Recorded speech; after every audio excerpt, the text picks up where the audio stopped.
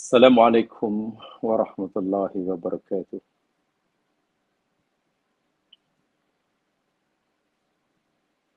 Alhamdulillah nahmaduhu wa nasta'inuhu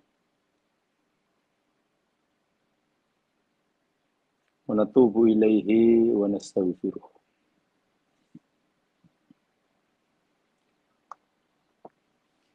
Wa na'udzu billahi min syururi anfusina wa min sayyiati a'malina.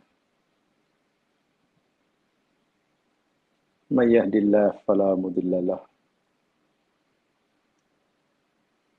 wa may yudlil fala hadiya lahu. Wa asyhadu an la ilaha illallah wahdahu la syarika lah. Wa asyhadu anna Muhammadan abduhu wa rasuluh. Allahumma salli ala Muhammad wa ala ali Muhammad. Bismillahilladzi la yadurru ma'asmihi syai'un fil ardi wa la fis sama' wa huwas sami'ul 'alim.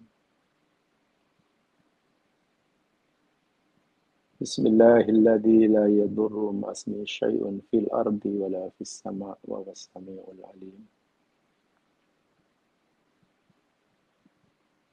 Bismillahilladzi la yadurru ma'asmihi syai'un fil ardi wa la fis sama' wa huwas sami'ul 'alim.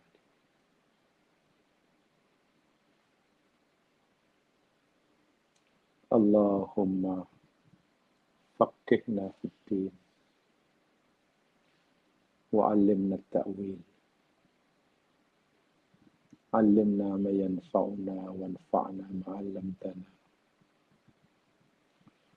Warzuqna ilman walhamdulillahi ala kulli hal. Amin ya Allah ya rabbal alamin. Para pendengar, saudara-saudaraku seiman dan seagama, dimanapun Anda berada sekarang, dalam keadaan apapun jua Anda sekarang, pohonkan doa agar Allah sentiasa memberkati, melindungi, meridhoi,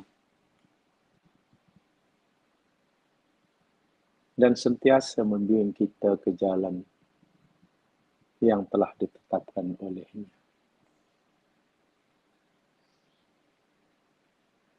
Apapun yang Allah tetapkan buat kita, timpakan kepada kita, berikan kepada kita,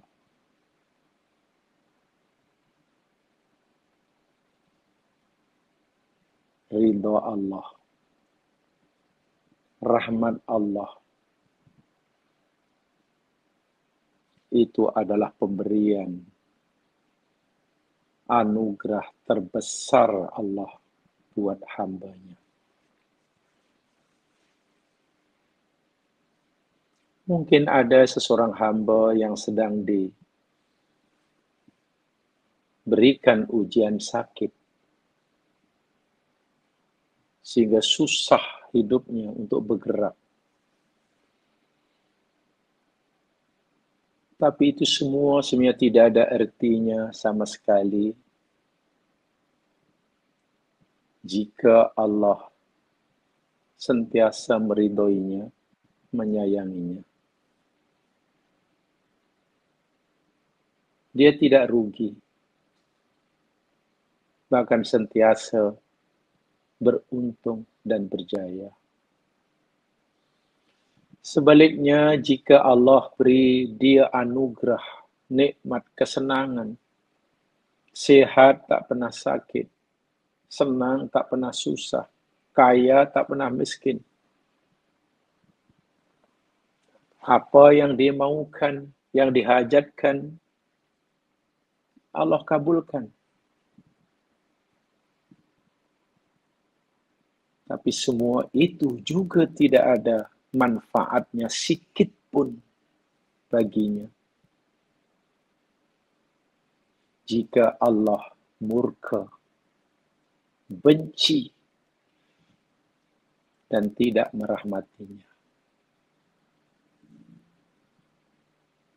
Sebab itulah memohon rahmat Allah, ridha Allah, pengampunan Allah.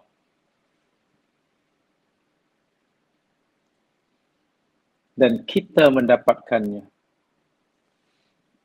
Itu anugerah terbesar.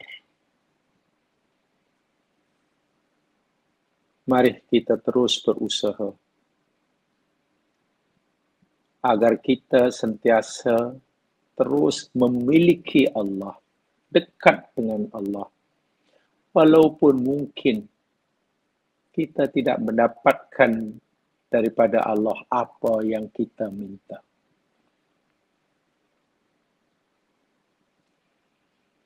Mungkin dia tidak memberikan apa yang kita minta.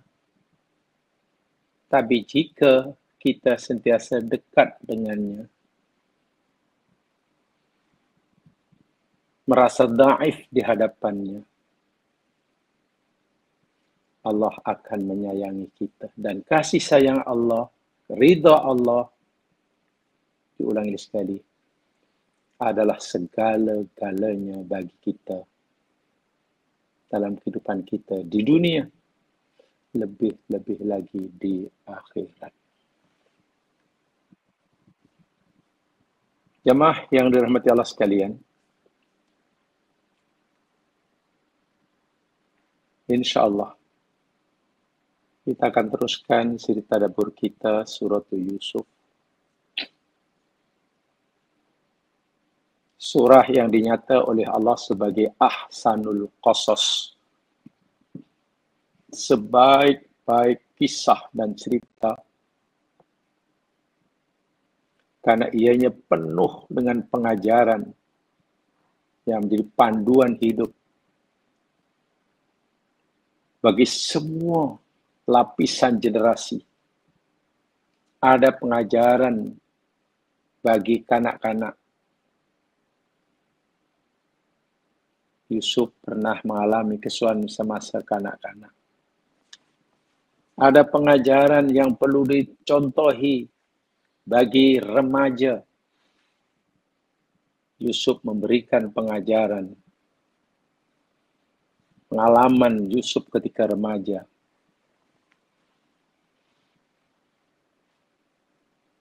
Ada pengajaran bagi orang yang sentiasa dizalimi, dipandang sirong, dianggap salah walaupun tidak melakukan apa-apa sedikit pun kesalahan. Apa yang patut dilakukan bila kita lihat itu? Kaji sejarah Yusuf. Ada pengajaran juga bagi orang yang sedang diberi kuasa. Pada mereka yang sedang berada di kemuncak kekuasaan, kemewahan, Yusuf memberikan pengajaran yang luar biasa. Bahkan, kemuncak keteladanan Yusuf, beliau zahirkan melalui ayat yang telah kita pelajari selama ini, termasuklah ayat terakhir yang kita pelajari, ayat yang ke-92. Coba perhati betul-betul ayat 92 yang kita pelajari itu. Dalam ayat itu, bolehlah kita simpulkan begini. Nabi Yusuf bukan sekadar tidak membalas kejahatan abang-abangnya, kezaliman yang pernah dilakukan oleh mereka terhadap dirinya.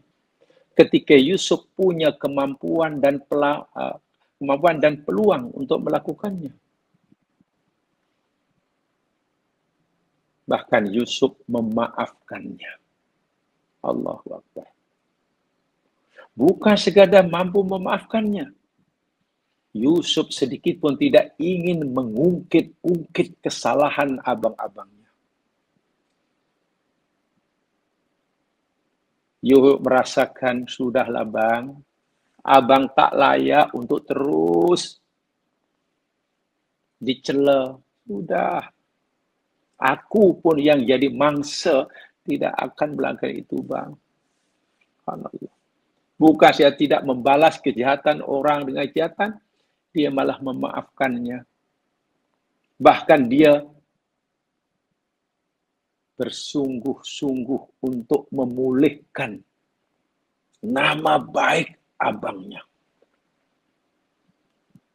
Lebih daripada itu, Yusuf membalas kejahatan abangnya dengan kebaikan. Subhanallah. Dan inilah a'la darajati din.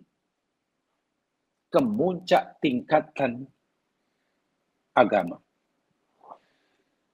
Kemuncak tingkatan beragama. Ihsan namanya.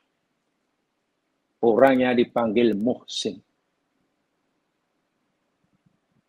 Bila seseorang sudah sampai peringkat muhsin, ya tidak perlu lagi diragui akan keislamannya. Islamnya pasti betul dan ikhlas. Tidak perlu diragui tentang kebenaran dan kejujuran imannya. Karena imannya pasti benar dan jujur. Dia sudah berada di kemuncak tingkatan beragama. Namanya ihsan. Muhsin. Subhanallah. Ini Nabi Yusuf. Dan juga dicontohkan oleh Nabi kita Muhammad SAW yang telah kita pelajari minggu lepas. Bagaimana Nabi memberikan pengajaran luar biasa. Saya masih tertarik tentunya. Contoh yang juga dicontohkan bukan oleh Nabi, bukan oleh Rasul, tapi oleh pengikut Rasul. Yang sejati, di antara pengikut Rasul sejati, contohnya Imam Hasan Basri. Tentu jamaah telah mengenali kepribadian orang yang satu ini. Imam Al-Hasan Basri. Pada satu malam, beliau berdoa begini. Allahumma afu amman zalamani. Ya Allah, ya Tuhanku, ampunkanlah dan maafkanlah ya Allah dosa orang-orang yang menzalimi aku. Pada suatu malam, Hasan Basri mengadu pada Allah, merayu kepada Allah, agar Allah memberikan pengampunan bagi dosa-dosa orang yang menzaliminya. Lalu ada orang yang rasa pelik dengan doa Hasan Basri ini. Orang yang menzalimi didoakan agar dosanya diampun, bukan didoakan kecelakaan. Faqala lahu rajulun. Lalu ada seseorang bertanya pada Imam Hasan Basri, Ya Aba Sa'id, sami'tuka tada'u liman dolamaka. Wahai Abu Sa'id, nama kunyah beliau. Wahai Abu Sa'id, aku dengar engkau memohonkan pengampunan bagi dosa orang yang menzalimi engkau. Hatta tamannaitu an akuna fi man dolamak. Sehingga aku terlintah dalam kepala aku, rasanya ingin sekali aku ingin menzalimi engkau. Karena rupa-rupanya kalau aku menzalimi engkau, engkau doakan dosaku diampun oleh Allah. Sedangkan doa orang yang dizalimi makbul. Aku zalimi engkau. Engkau orang dizalimi. Lalu engkau berdoa. Doa engkau makbul. Doa engkau pula mohon agar dosaku diampun oleh Allah. Rasanya inginlah aku menzalimi engkau. Fama da'aka ila dhalik. Wahai Abu Sa'id, Hasan Basri, apa sebetulnya yang mendorong, menyebabkan engkau melakukan perbuatan itu? Apa sebetulnya? Orang yang dizalimi biasanya mendoakan yang tak baik pada yang melakukan dizalimi. Engkau malah doakan yang baik. Apa sebetulnya yang menggerakkan hati kamu untuk lakukan itu? Imam Hasan Basri berkata, Amma sami'ta qawlahu ta'ala. Wahai saudaraku, tidakkah engkau telah mendengar, membaca, memahami firman Allah dalam surah Asy-Syura ayat 40. Wa jazaa'u sayyi'atin sayyi'atum mithluha. Dan balasan kejahatan itu, kejahatan yang serupa dengannya. Memang Allah benarkan. Bila orang buat jahat pada kita, kita diizin, diharuskan, bukan disuruh, diharuskan untuk membalas kejahatannya yang serupa. Hukumnya harus. Allah tak suruh pun. Allah tak wajibkan. Tak menganggap sunat. Jangankan wajib, sunat pun tidak. Hanya harus. Tapi Allah kata apa? Faman afa. Siapa saja yang mampu memaafkan kejahatan orang pada dirinya. Wa aslaha. Dan mampu berbuat baik. Kejahatannya dibalas dengan kebaikan. Fa ajruhu 'alallah. Ganjarannya ada di sisi Allah. Dan aku pilih yang itu. Allah hanya mengharuskan kita membalas kejahatan orang dengan kejahatan, bukan mewajibkan. Tapi Allah berikan janji, jika kamu mau mampu memaafkannya, bahkan membalas dengan kebaikan, jangan khawatir. Ganjaranmu telah aku tetapkan. Dan aku pilih yang itu. Subhanallah. Inilah muhsin. Hasan Basri. Bukan Nabi.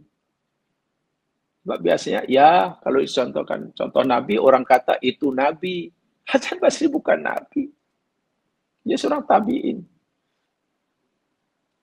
Tapi mampu melakukan itu. Dan saya ulangi sekali, kata Ibnu Qayyim, bila seseorang sudah seperti ini, maknanya dia telah berada a'la darajatiddin, telah mencapai tingkatan tertinggi dalam beragama, yaitu ihsan. Orang yang sudah sampai peringkat ihsan, tidak perlu diragui kebenaran Islamnya, kebenaran imannya. Karena untuk sampai sana, keduanya kena benar. Tapi orang yang sudah Islam, sudah iman betul, belum tentu dia sampai muhsin. Iman sudah. Perintah agama sudah. Tapi coba. Mampukah dia ihsan seperti Nabi Yusuf, seperti Nabi Muhammad SAW? Bagaimana sikapnya ketika mendapatkan perlakuan yang tidak baik daripada orang lain? Ini Yusuf. Ini yang perlu dicontoh. Ahsanul qasas. Sebaik-baik cerita karena penuh dengan keteladanan. Dan kita tidak ada pilihan kecuali kita mengikuti dan berusaha untuk mengamalkannya jika kita ingin dilimpahi rahmat, kasih sayang Allah, ridha Allah, sebagaimana yang dijanjikan oleh Allah. Baik. Sekarang mari kita baca ayat berikutnya. Ayat 93. A'udzu billahi minasy syaithanir rajim.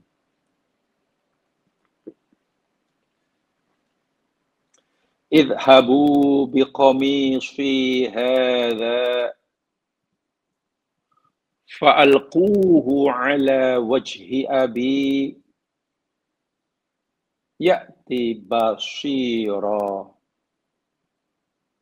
wa'tuni bi ahlikum ajma'in. Idhabu bi qamisi hadha. Abang-abangku, sudahlah, pergilah kamu dengan membawa bajuku ini. Tak payahlah ceritalah masa silam engkau, kerjaan kau sudah, aku dah maafkan. Engkau pun mengakui dan kau menyadari, bahkan aku pohonkan pengampunan kepada Allah. Kesalahanmu kepada aku dah maafkan. Kesalahan kamu, dosa kepada Allah, aku bantu dengan doa agar Allah beri pengampunan. Jadi kamu tidak perlulah lu terlalu perangkap mengingat masa silammu yang gelap. Sudah, sekarang gini aja lah. Kau balik, jumpa ayah, bawa bajuku ini. Idhabu bi qamisi hadha. Maka mereka pun telah berbaik-baiklah jamaah sekalian antara adik-beradik ini. Seakan Yusuf berkata, lupakan sajalah kisah yang lalu, abang-abangku. Sekarang tiba masa untuk kita memperbaiki hubungan yang telah lama terputus di antara kita. Tentulah mereka telah menceritakan ya apa yang terjadi kepada bapa mereka. Seperti ayat sebelumnya mereka telah cerita bagaimana keadaan ayahnya. Ketika mereka belum menyadari bahawa orang yang selalu mereka temui ini adalah Yusuf, adik dia. Telah cerita tentang keadaan ayahnya, Yakub alaihissalam. Selepas bertanya kabarnya, Nabi Yusuf AS pun suruhlah mereka membawa bajunya pulang, baliklah ke Kanaan. Karena tentu mereka sudah cakap, tahu pada ayah yang sangat merinduinya dan ingin sekali tidak berjumpa dengan Yusuf yang bapaknya belum mengetahui. Baik sungguhlah Raja Mesir ini, kamu bawa perdagangan, barang-barang yang tak laku pun, diterima, bahkan kau diberi bantuan yang lebih banyak dari kita minta. Baik sungguh pengutuan Mesir.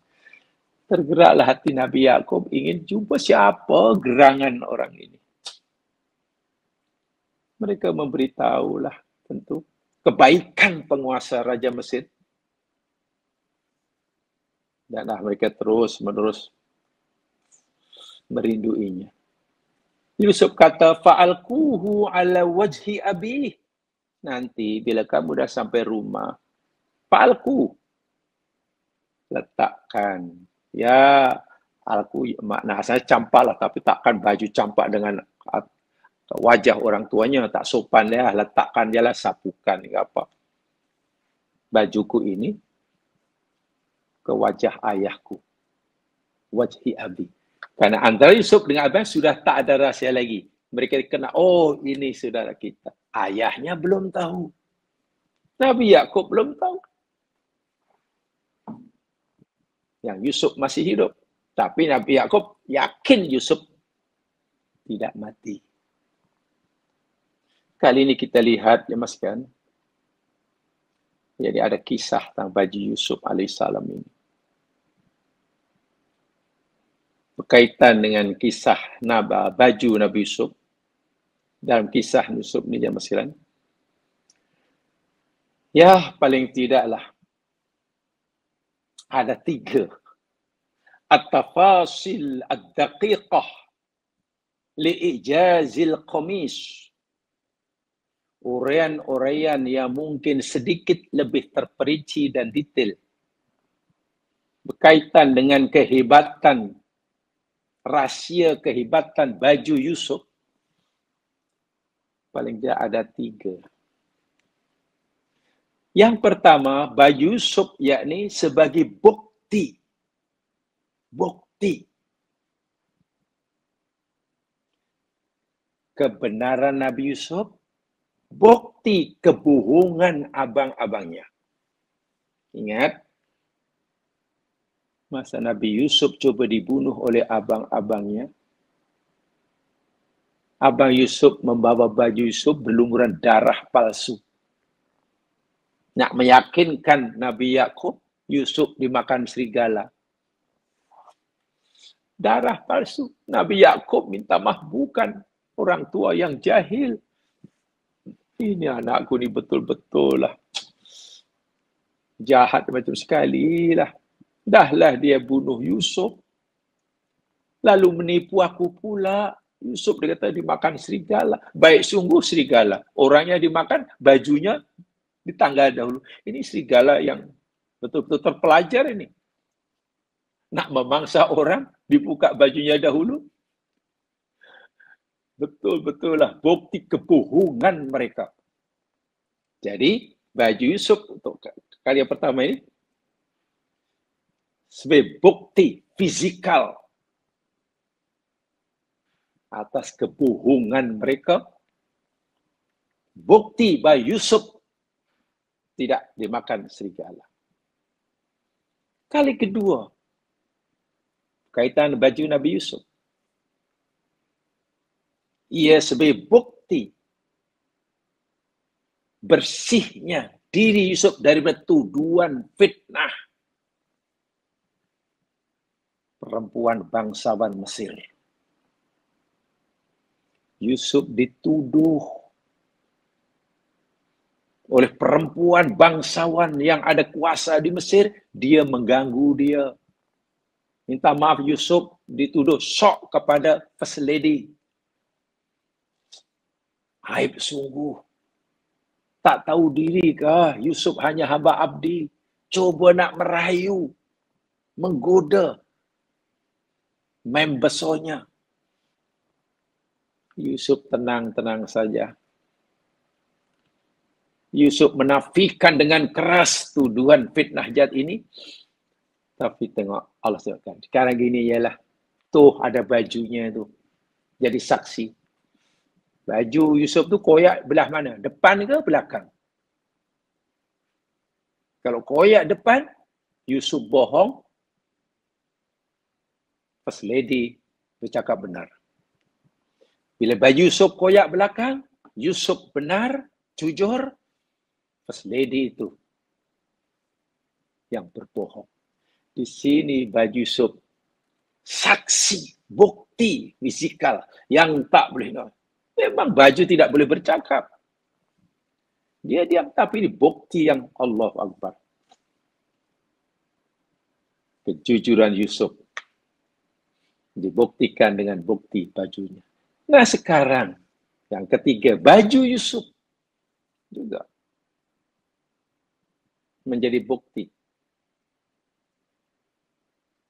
untuk meyakinkan bapanya bahwa Yusuf tidak mati, masih hidup, jadi orang besar sebagaimana yang telah diwahyukan oleh Allah kepada dia.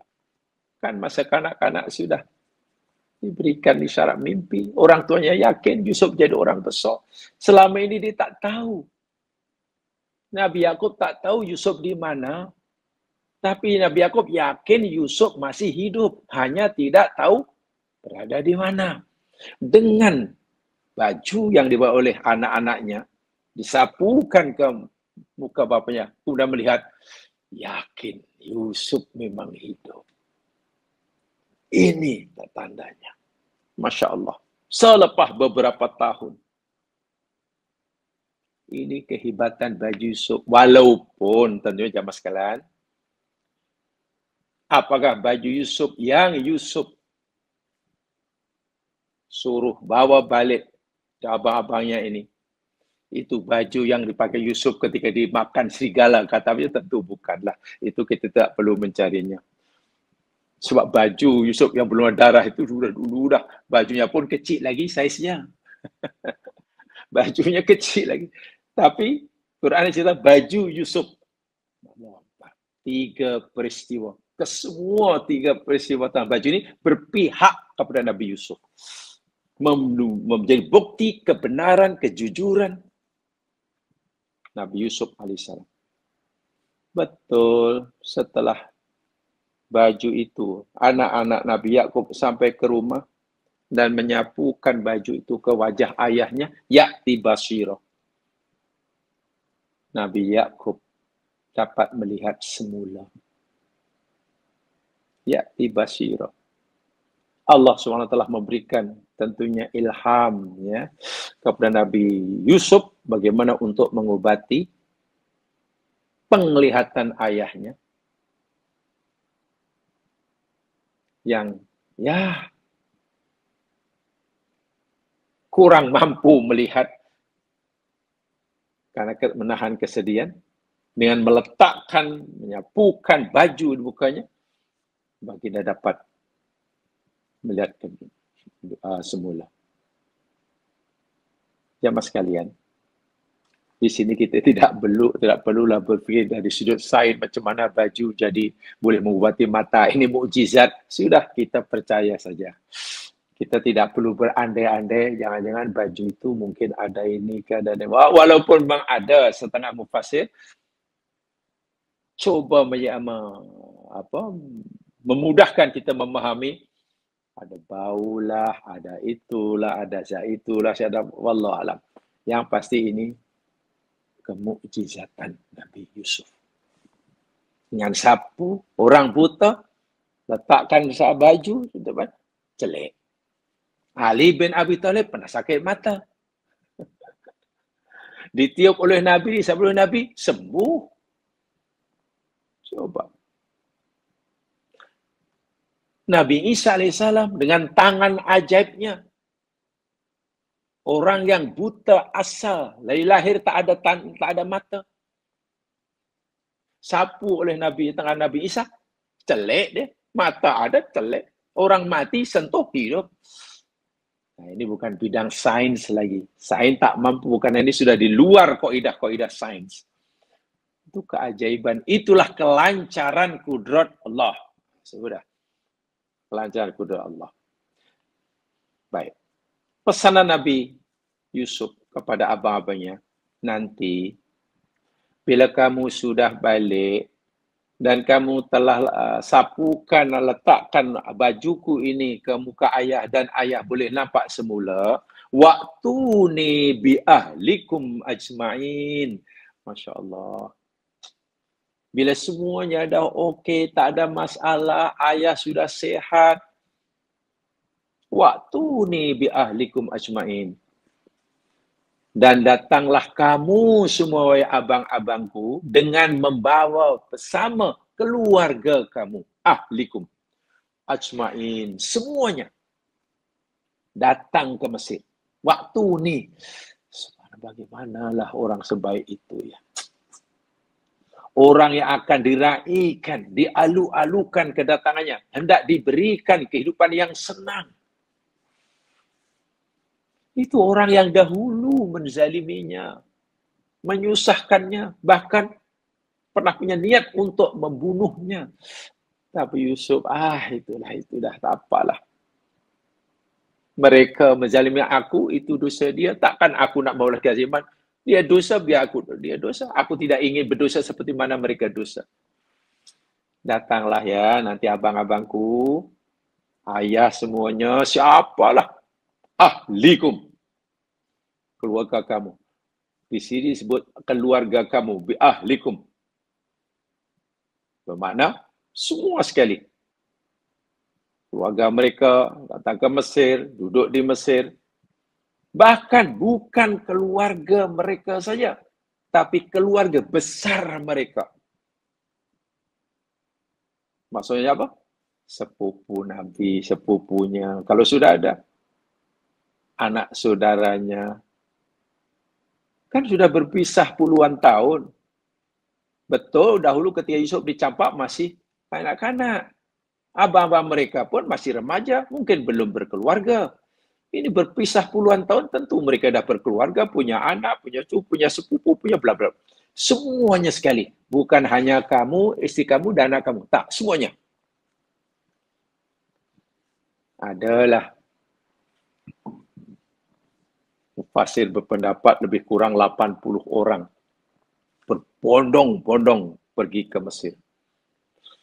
Jadi lagi sekali, dalam hal ini tidak perlu ada kajian saintifik yang mengesahkan bau baju Yusuf. Dan karena itulah pandangan ayahnya celik semula. Jadi tidak perlu kita kaji dari sudut sains, karena memang bukan bidangnya. Itu mukjizat, keajaiban yang melampaui kaidah-kaidah saintifik. Peristiwa yang dianggap sebagai mukjizat, sebagai mukjizat. Ya mas kalian, dalam ayat ini Allah memberitahu kita beberapa pengajaran yang sangat berharga. Saya ingin bacakanlah apa kata mufassir tentang ayat ini. Pertama, yakni ulasan yang diberikan oleh Imam As-Sa'di dalam tafsirnya.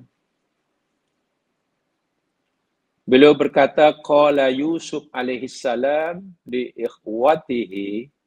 Yusuf berkata pada adik-beradiknya, pergilah kamu, baliklah kamu, bawa bajuku, lalu sapukan, letakkan bajuku di wajah ayahku. Dia bukan ayah kita, ayahku. Allahu Akbar. Bukan Yusuf sangat menyayangi ayahnya, sebenarnya ayahnya sangat menyayanginya. Nanti ayah boleh melihat, aili anna kulla da'in yudawi bididih. Ini kata Imam Sa'di. Allah nak beritahu pada kita bahwasanya tiap-tiap penyakit itu ada obatnya, dan obatnya itu lawan penyakit tersebut. Lawannya. Bukan sama, takkan penyakit diobati dengan penyakit. Untuk mengobati penyakit, mesti lawan penyakit tersebut.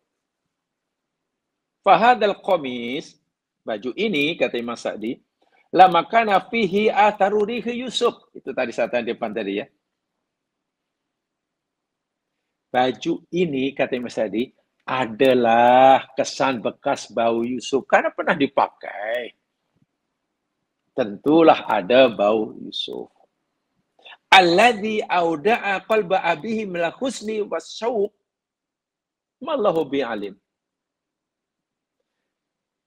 Dan bau Yusuf itulah yang kesan dalam hati Nabi Yakub. Sementara orang yang sangat disayangi, yang baunya sudah melekat dalam hatinya, hilang dari pandangan mata sekian puluh tahun.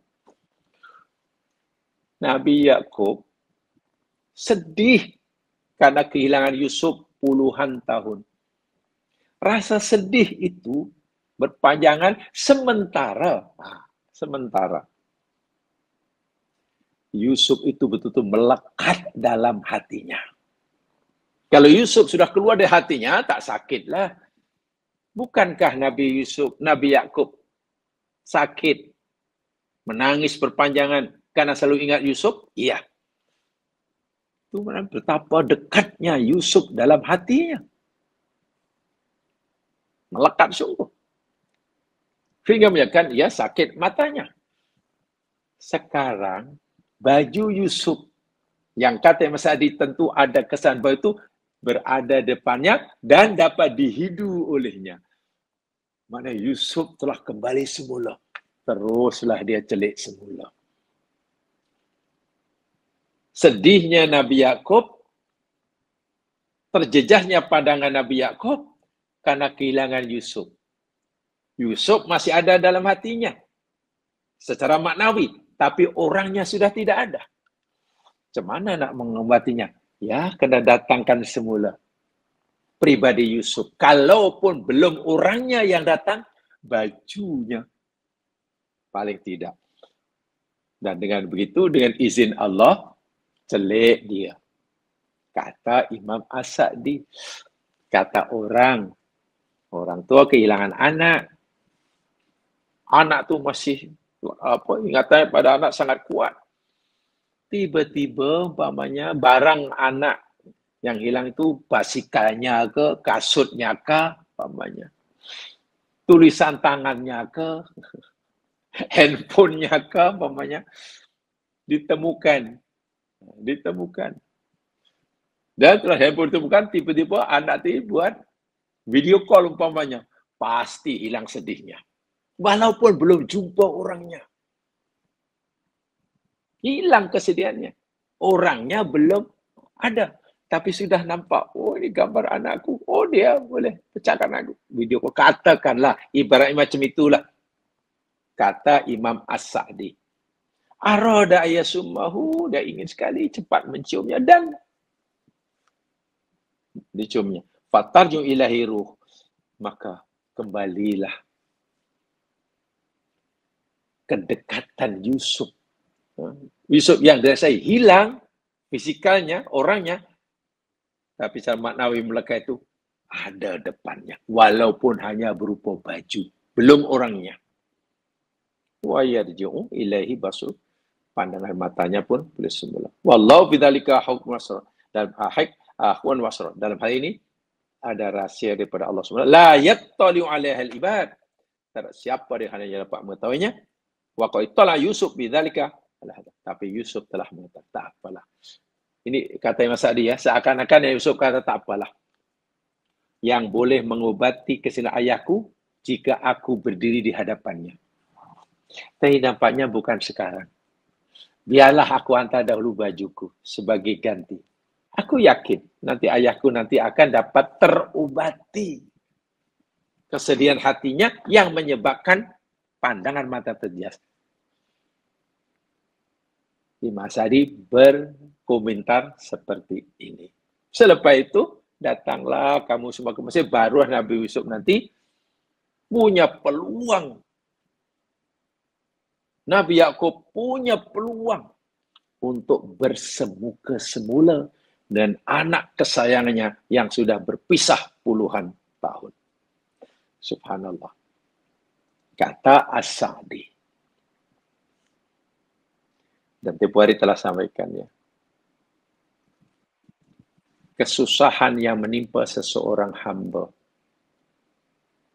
Apalagi kesusahan itu bukan karena kesalahan dia. Sebab kalau kesusahan menimpa kita karena kesalahan kita, itu hukuman Allah. Itu teguran Allah. Tapi kalau kesusahan menimpa kita, musibah menimpa, bukan karena kesalahan kita, karena kejahatan orang. Apa sih? Tapi Allah temukan. Yakinlah suatu hari Allah akan tukar kesusahan itu dengan kesenangan. Allah sendiri akan mengaturnya. Bagaimana cara Allah menukarnya? Itu kerja Allah.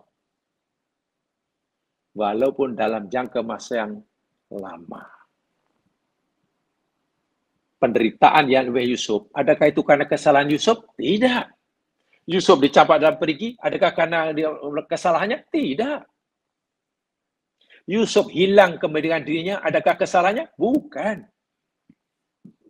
Yusuf difitnah, menggoda First Lady Mesir, adakah karena kejahatannya? Bukan. Yusuf masuk penjara, adakah karena jenayahnya? Sama sekali tidak. Semua musibah, kesusahan yang menimpa Yusuf 100% adalah kejahatan orang. Yusuf. Puncanya bukan dari Yusuf. Mana Allah sendiri yang telah menetapkannya. Karena Allah sendiri menetapkannya, Allah sendiri nanti yang akan menukarnya dengan kebahagiaan dengan cara Allah. Kita tidak perlukan macam mana caranya ya, macam mana caranya. Nabi Yusuf tidak terpikir nanti macam mana caranya. Allah kata, bila besar aku jadi kurang besar. Semua saudaraku hormat pada aku. Tapi kenapa perjalanan hidupku seperti ini? Kalau kita cuba hendak mencari jawapan macam mana cara Allah, memang tak jumpa. Serahkan pada Allah. Allah sendiri nanti akan menyelesaikannya. Bila masalah yang menimpa kita itu, Allah yang menetapkannya. Nanti Allah sendiri yang akan menyelesaikannya. Walaupun dalam jasa yang lama. Banyak contohnya dalam Quran. Satu di antaranya, contoh paling mudah, Maryam alaihissalam. Maryam perempuan suci. Ya. Allah sendiri yang mengakuinya terpilih, telah dinazarkan oleh ibunya sebelum lahir. Serahkan pada Allah Subhanahu wa taala untuk mengabdi sepenuhnya. Tak pernah buat dosa. Kerjanya ibadah subhanallah. Tiba-tiba ia mengandung. Coba. Mengandung. Dan mengandung itu bukan pilihan dia. Dia bukan perempuan jahat, bukan telah bersuami. Allah utus Jibril bagi tahu yang Allah nak bagi anak. Apa itu keinginan Maryam? Bukan. Mengandung, itu Allah yang... Bayangkan perempuan suci mengandung tanpa suami dan dia bukan perempuan jahat. Itu ujian besar jemaah sekalian. Nak beritahu pada kaumnya, ini anak pemberian Allah, mana ada orang percaya. Sebab itu ketua Yahudi pun tuduh Maryam perempuan yang jahat. Anak dilahirkan tu anak luar nikah. Itu normal lah tuduhan seperti itu. Maryam nak cerita apa adanya, tak ada orang percaya. Tak nak cerita, tak nak menafikan tuduhan, semua orang terus menuduhnya. Betul-betul Maryam dalam keadaan yang sangat-sangat berat ujian ini. Kandungannya lahir. Lelaki, lagilah Maryam cemana nih. Sekarang kandunganku sudah aku lahirkan, anakku sudah lahir lagi. Siapa bapaknya aku tak tahu. Karena memang tidak punya bapa. Nanti kalau aku bawa anakku jumpa kaumku, dan kaumku tanya, macam mana aku nak jawab?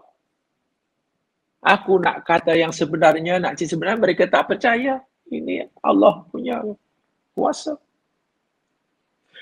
Tak nak jawab, tak nak nafikan tuduhan, mereka terus nuduh. Dan betul, orang-orang Yahudi waktu tuduh Maryam itu perempuan jahat, baghiyah. Anak nikah itu anak luar nikah. Dan itu adalah tuduhan yang sangat berat bagi orang sesoleh, sebaik Maryam. Ingat, masalah dari Maryam ini bukan salah Maryam. Itu Allah yang menentukannya. Dia mengandung, Allah yang menghendakinya. Bukan peminta Maryam. Melahirkan anak laki, Allah melahirkan. Maryam langsung tidak punya pilihan. Sekarang hari masalah, seakan-akan Allah berkata, wahai Maryam, kamu ada masalah? Iya, ya Allah. Berat masalahmu, berat ya Allah. Tak apalah Maryam. Karena masalah yang kamu ini sangat berat, ujian yang kamu alami sangat berat. Tapi ujian itu aku yang menentukan Maryam, betul bukan pilihan kamu. Karena aku yang menentukannya, biar aku sendiri yang akan menyelesaikannya. Biar aku sendiri yang akan memberikan jalan keluarnya. Maryam tenang. Macam mana caranya? Allah tunjukkan. Bayi yang baru dilahirkan boleh berkata-kata. Bercakap, fasih. Nanti kalau ada orang yang tuduh kamu macam-macam, anak luar nikah lah, kamu ni perempuan jahat lah, kamu diam aja Maryam. Kamu diam aja. Aku sendiri yang akan menyelesaikan masalah kamu. Anakmu, bayimu, yang baru kamu lahirkan, aku takdirkan boleh bercakap fasih, menafikan tuduhan mereka. Tengok cara Allah menyelesaikannya. Sudah. Mereka percaya atau tidak, itu cerita lain. Sebab mana ada bayi baru lahir bercakap-cakap. Nak kata diajar oleh Maryam, tak mungkin. Oh iya, rupanya jika Allah menghendaki bayi lahir pun boleh berkata-kata. Kan itu pengajarannya. Maknanya jika Allah kehendaki, perempuan walaupun tak bersuami pun boleh beranak, punya anak. Banyak. Ibu Nabi Musa ada masalah, betul? Betul. Nabi Musa dilahirkan ketika Fir'aun menguatkuasakan undang-undang paling zalim. Ethnic cleansing namanya. Penghapusan etnik. Bayi lelaki lahir bangsa darah Israel, bunuh. Tentulah perempuan yang melahirkan anak. Kalau bagi saya, Takut, termasuklah ibu Nabi Musa. Macam mana anakku ini? Anakku ini berdarah Israel. Kalaulah Fir'aun dan Tuhan mengetahui, habis Musa ini. Habis.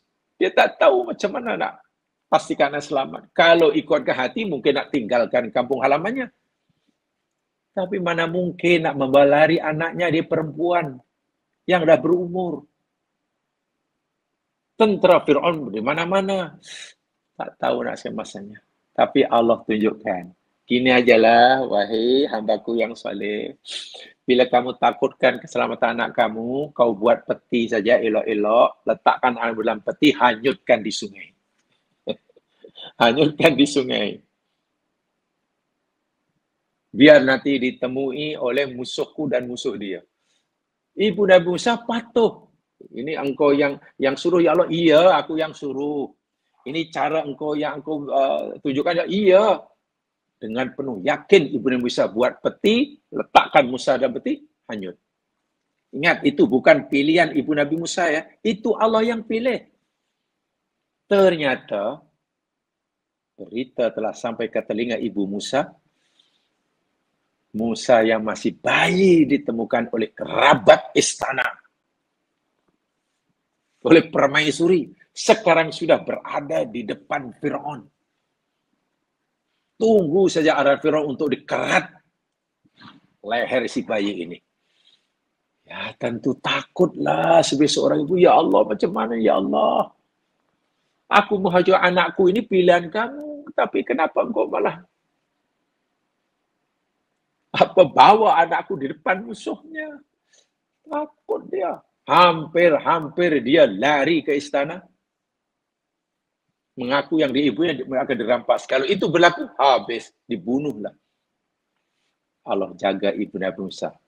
Laula an robatna ala qalbiyah. Kalau tidak, kami ikat hatinya. Habis. Bagaimana cara menyelesaikannya? Di luar kemampuan kita berfikir. Masalah dihadapi oleh Ibu Musa, Allah yang menentukannya. Bukan pilihan dia. Karena Allah yang menentukan, Allah sendiri akan menyelesaikannya. Macam mana caranya? Musa walaupun bayi, macam faham. Tak nak minum, tak nak menyusu pada siapa saja. Nangis saja kerja dia. Semua orang kasihan tengok bayi nangis kerana dahaga. Sementara bagi minuman tak nak. Tak ada siapa pun yang menyusukannya. Timbul rasa kasihan. Setiap orang ada rasa sayang pada Musa yang masih bayi. Itu Allah nyatakan Al-Quran. Wa alqaitu alaika mahabbatan minni. Aku campakkan wahai Musa kasih sayangku pada dirimu. Sehingga siapa yang melihat kamu, semua sayang. Sayang. Itu yang menghalang Fir'aun daripada membunuhnya. Kenapa Fir'aun tiba-tiba ikut sayang? Iya, aku nak bunuh dia, tapi aku sayang. Cara Allah menyelamatkannya, Allah. Malah dia seakan, kalau kamu hebat Fir'aun, nak bunuh setiap bayi Bani Israel, ini Bani Israel. Kau bunuhlah kalau kau mampu. Fir'aun, kami tak mampulah, kami sayanglah. Allahu Akbar. Pengajaran penting saya ulangi. Bila masalah yang kita alami, musibah yang menimpa kita, kesusahan yang menimpa kita, itu 101 pilihan Allah, bukan kesalahan kita. Bukan karena kesilapan kita. Suatu saat Allah sendiri yang akan menyelesaikannya. Tetapi kalau musibah yang menimpa kita kerana kesalahan kita, itu teguran Allah. Kalau kita Allah, ya kita mesti berusaha untuk cari penyelesaiannya. Asalnya kita bengkok, coba lurus semula. Karena kita telah melakukan kesalahan, kita perbaiki kesalahan. Karena kita tertimpa musibah, oleh sebab kita tinggalkan suruhan, lakukan suruhan. Kesusahan yang kita alami karena kita melanggar larangan, ya jangan dilanggar. Kita sendiri mesti berusaha bersungguh-sungguh untuk membetulkannya. Karena itu teguran.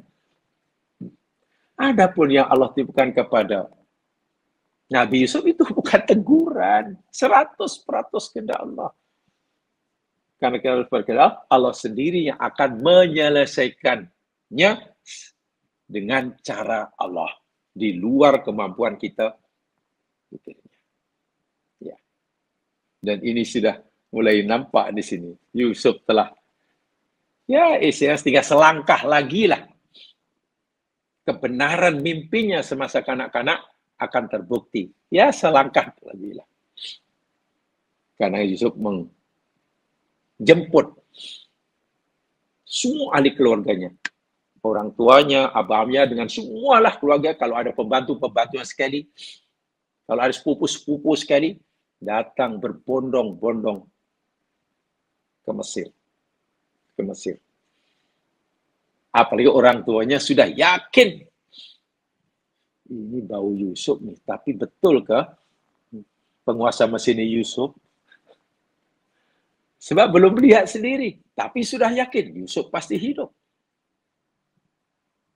Jangan-jangan bukan penguasanya, mungkin memang hidup di Mesir, tapi Masya Allah. Ibnu Ashur At-Tunisi, seorang mufassir kontemporeri, sarjana Tunisia, dan kitab tafsirnya At-Tahrir wa Tanwir. Beliau memberikan komentar terhadap ayat ini. Idhabu biqamisi hadza yadullu ala annahu a'tahum qamisan. Bukan bahwa Yusuf telah memberikan pada abangnya sehelai bajunya. Fala'allahu ja'ala qamisahu alamatan li abihi ala hayatihi. Kata Ibnu Ashur. Pertama, Yusuf hendak memberitahu kepada ayahnya yang merinduinya berpuluh tahun bahwa dirinya masih hidup. So, baju itu sebagai tanda, sebagai bukti bahwa Yusuf yang dirinduinya masih hidup. Bawa balik. Itu kata Ibnu Ashur, ulasan beliau. Yang kedua, wa faidatu irsali ila bil qamis ayatiku abu hayati wajudi fi Misra. Bukan sekadar nak memberitahu kepada ayahnya bahwa dia masih hidup, memberitahu juga di mana dia sekarang berada. Oh, di Mesir. Masih hidup, kemudian di Mesir. Allah. Fala yadunnu da'wah ila kudumihi maqilatan min maliki Misra. Walikah ta'jil Misra lahu. Sehingga jika orang yang punya baju ini menjemputnya datang beramai-ramai ke Mesir, tidak adalah suudon, tidak ada curiga, jangan-jangan kita nak ditawan. Jangan-jangan kita nak diperhambakan. Manalah tahu kita belum kenal penguasa Mesir. Tiba-tiba menjemput kita semuanya datang ke Mesir. Jangan-jangan nak diperhambakan. Fikiran-fikiran suudon ini tidak akan timbul. Dengan bukti, ini baju Yusuf. Ini daripada raja, dan dia raja di Mesir. Masya Allah. Untuk menghilangkan suudon. Sebab bayangkan Mas kan, tiba-tiba kita satu kali dijemput oleh penguasa yang kita belum kenal. Mau datang macam mana? Jangan-jangan nak ditawan, jangan-jangan diperhambakan. Pikiran-pikiran negatif ini tidak timbul sama sekali dengan baju tadi. Wal azharu la annahu ja'ala risala qamisihi alamatan ala sidqi ikhwatihi. Sekaligus baju yang dibawa oleh abang-abangnya, anak-anak Nabi kepada itu bukti nyata atas kejujuran anak-anaknya sekarang. Anak aku sudah mulai jujur. Selama ini aku belum yakin akan kejujurannya.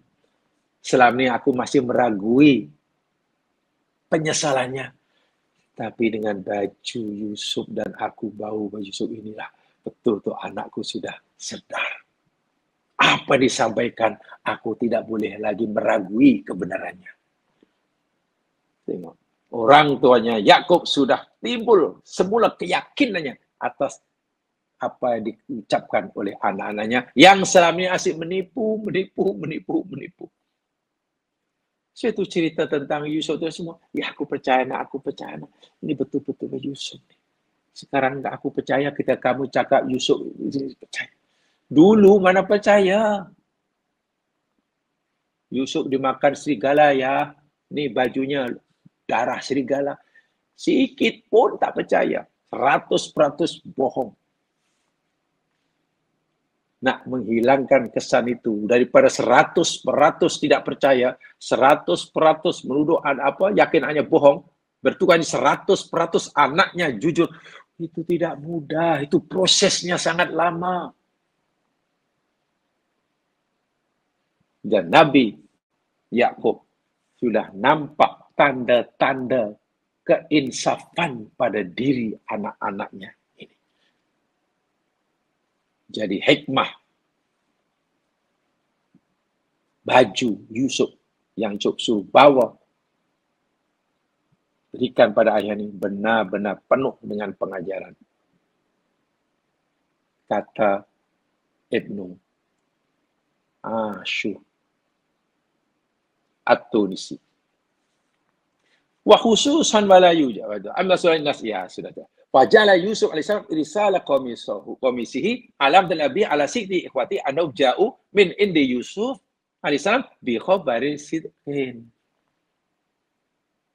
Sebagai tanda bukti nyata yang tak diragui lagi bahwa abang-abang anak-anak ini benar-benar bercakap jujur balik daripada tempat di mana Yusuf berada.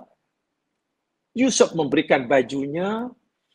Semua berita saya bukan sekarang boleh dipercaya. Anakku sudah insaf. Alhamdulillah. Dia sudah menyadari kesilapannya dan kali ini aku tidak lagi mencurigai kejujuran anak-anakku. Semua disangka benar belaka. Benar belaka. Wa amma ilqa'ul qamis ala wajhi abih faliqasdil mufaja'ah bil busra li anu kana la yubsiru min ba'idin fala tabyanu raful qamis illa min qurbin. Adapun dicampakkannya baju di atas muka mereka, ya itu mufaja'ah. Wajah itu yakni menyampaikan segera, tidak sabar. Kabar gembira tidak boleh ditunda-tunda. Maksudnya begini. Dalam ayat tadi, yakni Nabi Yusuf kata fa'alqu. Alqa-yulqi itu jamak mencampak, maknanya membaling dengan kuat. Bukan meletak. Kalau meletak kan letak perlahan. Ini alqu. Ibnu Ashur tidak memahami suruh mencampak secara harfiah. Baling, bukan. Tapi beliau menyatakan bahwa berita gembira yang Yusuf masih hidup, jadi orang besar dan tak lama lagi akan kumpul. Berita gembira tidak sepatutnya dilambat-lambatkan penyampaiannya. Segera. Saya itu digunakan kalimat al-qub. Itu fahaman Ibnu Ashur dari segi waqafatul balaghiyah. Beliau memahami daripada sudut bahasa. Jadi jangan difahami al-quhu maknanya secara harfiah abangnya disuruh oleh Yusuf untuk campak baling. Bukan begitu. Dan saya fikir memang maksudnya tidak begitu. Ibnu Ashur telah menemukan, dapat mengesan. Ini bahasa yang luar biasa. Yusuf masih hidup, jadi orang besar. Dan ini kabar gembira yang luar biasa. Tak lama lagi akan berkumpul. Ini berita gembira yang tidak boleh ditunda-tunda, segera, cepat disampaikan. Sebab itu al-qub. Masya Allah. Kata Ibnu Ashur ya, Ibnu Ashur. Walaupun tadi kata Imam As-Sa'di, sebaliknya tadilah. Sebab tadi ada untuk merawat penyakit, yakni dengan sesuatu jadi lawannya. Yang jadi lawannya. Kata orang, kalau kita sakit perut karena terlalu kenyang, apa obat? Apa obat untuk mengobati sakit perut karena kenyang? Obatnya lapar. Lawan kenyang lah. Lawan kenyang itu. Dia sakit kepala kenapa? Karena kurang tidur. Karena berjaga malam kurang tidur. Apa obatnya? Sakit kepala karena kurang tidur. Obatnya tidur. Lawannya, itu kata Imam As-Sa'di. Kata Imam As-Sa'di. Kebodohan itu penyakit. Apa obat bodoh? Belajar. Lawan dia. Iya. Betul juga tuh kata Imam As-Sa'di ya. Kata Imam As-Sa'di. Baik. Yang pasti ini mukjizat yang kita tidak boleh mengurai atau menjelaskan dari sudut sains ya. Tidak ini karena ya begitu Allah Subhanahu wa taala hendak menunjukkan kelancaran kudratnya, kelancarannya. Kalau baju boleh menyembuhkan penyakit mata, ya itu bukan perkara yang baru bagi kita orang mukmin yang meyakini mukjizat. Tongkat Nabi Musa pun boleh membelah laut. Tangan ajaib Nabi Isa pun boleh menghidupkan orang mati dengan izin Allah. Jari-jari pun boleh keluarkan air. Allah. Makanan sikit tak habis dimakan oleh ratusan orang pada zaman Nabi. Ya, kelancaran kuda gimana? Jadi sudah tidak berlaku lagi kaidah-kaidah saintifik. Kaidah saintifik sudah tidak berlaku lagi. Yang menariknya, nanti bila semua sudah selesai, ayah sudah sembuh, physically sudah sembuh, dari segi jiwa yang sedih sudah bertukar jadi berbunga-bunga. Tengok, jasmani rohani sehat walafiat, semua keluarga adik-beradik dah tak ada lagi rasa dengki, curiga, hasad, suudzon. Jadi baik semualah. Aku jemput kamu semua, wahai saudaraku, dengan ahli keluargamu semuanya lah datang ke Mesir. Ajma'in, tanpa kecuali. Subhanallah. Hadza ta'birun Qur'aniyun daqiqun. Ini adalah satu ungkapan Quran yang sangat-sangat dalam. Ayuhdiru ma'ahum kullaman yamutta bisilati qarabah lahum aw ya'mal mahum. Maksud di sini, kenapa Nabi Yusuf tidak kata waktu ni bi alikum, ali keluarga, tapi waktu ni bi ahlikum, maksudnya keluarga juga. Apa ada beza antara ali dengan ahli? Fakhruddin Ar-Razi dalam kitab tafsirnya Mafatihul Ghaib, beliau memahami ada perbezaan antara bi'ahlikum dengan bi'alikum. Nabi Yusuf tak kata waktu ni bi'alikum ajmain, tapi waktu ni bi'ahlikum. Ini bermakna kalau Nabi Yusuf kata bi'alikum jamaah sekalian, bi'alikum, maknanya yang dibenarkan datang ke Mesir, yang disuruh datang ke Mesir hanya ayahnya, abang-abangnya, berserta istrinya dan anaknya. Sudah. Itu saja. Pembantunya tak boleh. Kalau ada pembantu lah. Orang yang bekerja dengannya tak boleh. Karena kalau ahli, ya ada keluarga, hubungan kerabat saja. Tapi Yusuf benar-benar memberikan balasan kebaikan lebih daripada yang diharapkan. Ahlikum. So, ahlikum mana siapa saya yang punya hubungan kerabat ke, hubungan kerja ke, hubungan persahabatan ke, hubungan pekerjaan ke. Mungkinlah abangnya ada kawan sekerja. Kalau bahasa sekarang kawan sepejabat, kawan karib. Atau kawan apalah, kawan berniaga. Bawa semuanya. Masya Allah. Ini adalah ungkapan Quran yang sangat-sangat tepat. Itu dipanggil tadi, yakni takbirul Qur'aniyin daqiq. Kata Fakhruddin Ar-Razi. Satu ungkapan Al-Quran yang luar biasa tepat dan mendalam. Bahwa mereka harus mesti membawa bersama Semua mereka yang ada kaitan dengan mereka. Sama ada hubungan kerja ke, hubungan kerabat, hubungan family ke, hubungan persahabatan ke. Kalau bahasa sekarang, kawan sepejabat, kawan sekerja, kawan sepermainan, kawan apalah.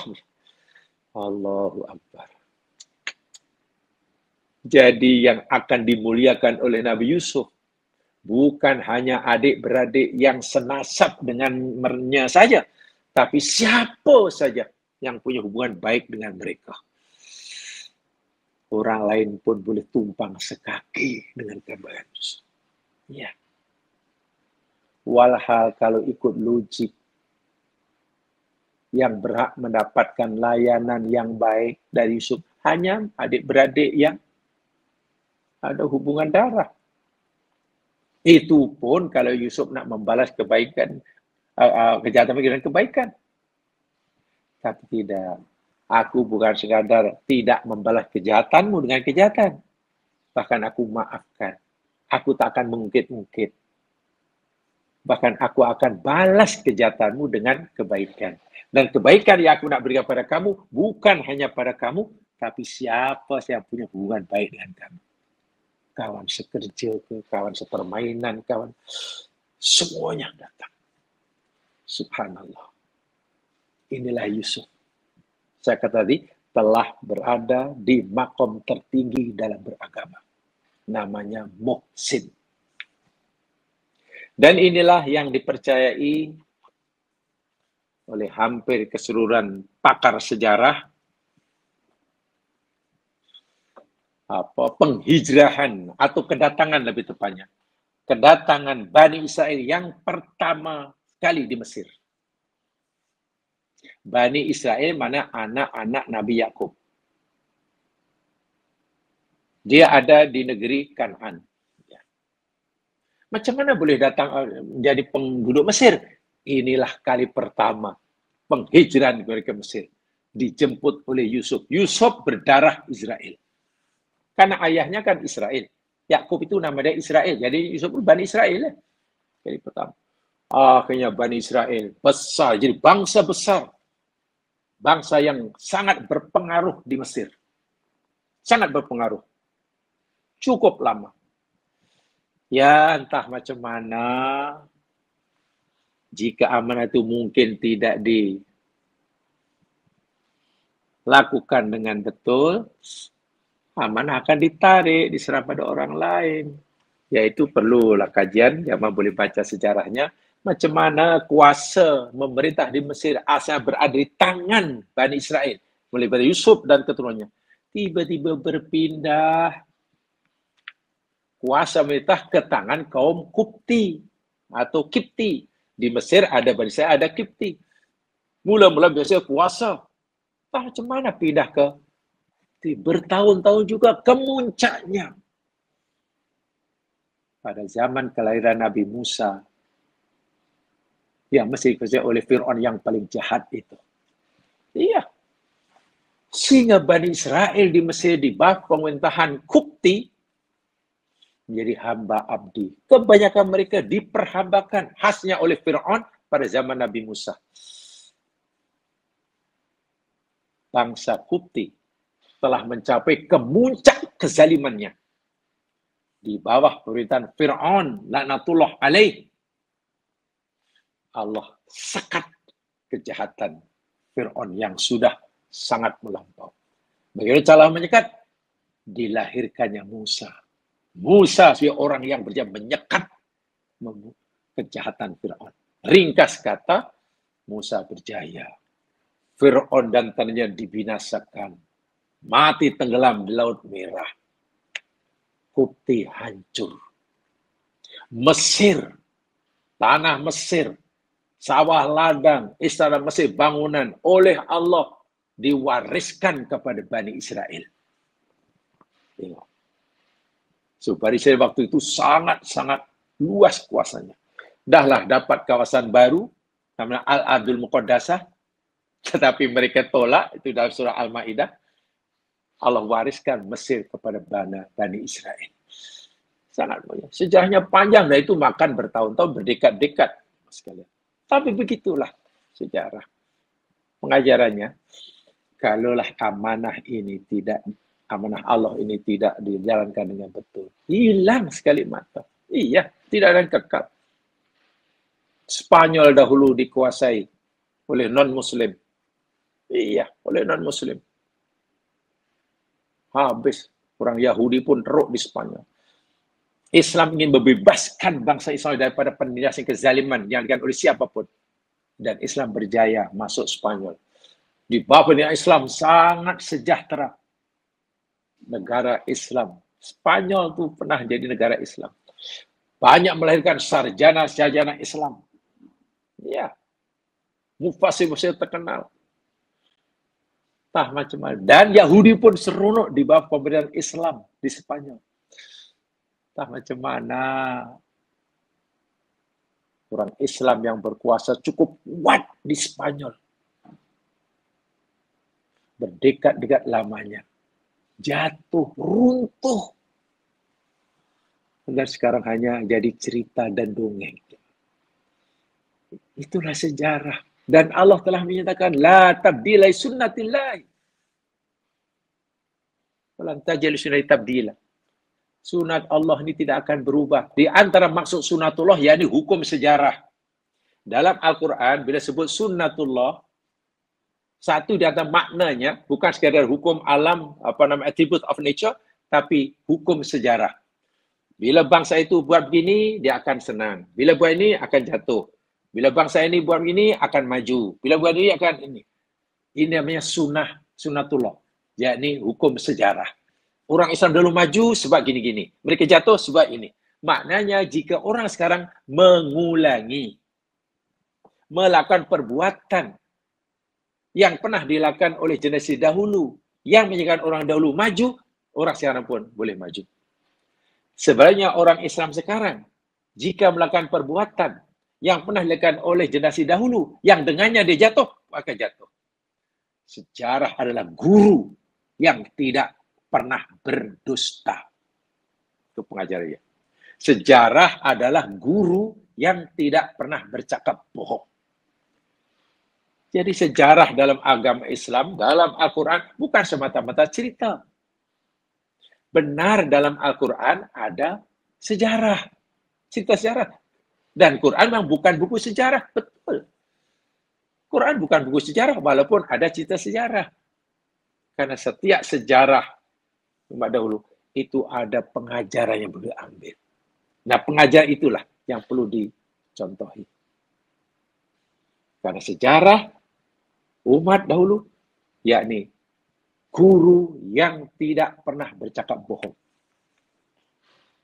Minta maaf, kalaupun ada yang bohong, itu bukan sejarahnya. Yang bohong itu orang yang menulis sejarah.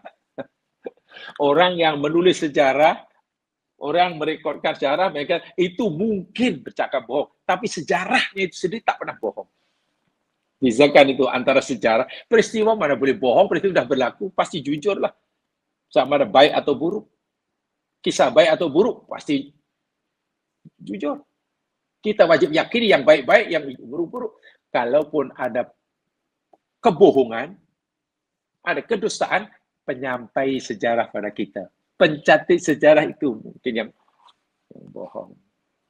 Ya, sekalian. Kenapa itu saja saya sampaikan. Mudah-mudahan memberikan pengajaran di saya. Alhamdulillah kalau dapat kongsi bersama. Tutup dengan bacaan Al-Fatihah dan surah Wal Asr. Subhanakallahumma wa bihamdika asyhadu an la ilaha illa anta astaghfiruka wa atubu ilaik.